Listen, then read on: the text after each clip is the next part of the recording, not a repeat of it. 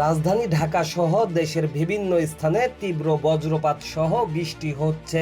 আবহাওয়া অধিদপ্তর জানিয়েছে, আজ সকাল নাগাদ বজ্রপাত কিছুটা কমলেও টানা বর্ষণ চলবে আগামী 5 অক্টোবর পর্যন্ত।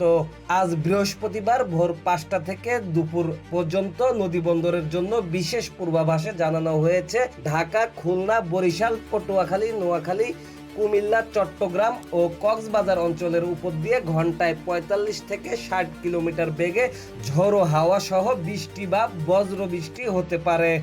এই সময় এসব এলাকার নদীবন্দরকে 1 নম্বর সতর্ক সংকেত দেখাতে বলা হয়েছে।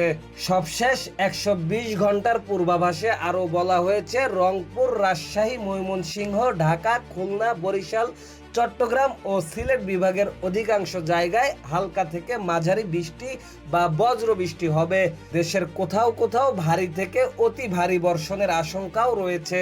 দিনের তাপমাত্রা সামান্য কমতে পারে, তবে রাতের তাপমাত্রা প্রায় অপরিবর্তিত থাকবে। বজ্রপাত থেকে সতর্ক থাকার ও ভারী বর্ষণজনিত সমস্যা মোকাবেলায় সবাইকে প্রস্তুত থাকার পরামর্শ দিয়েছে আবহাওয়া অধিদপ্তর।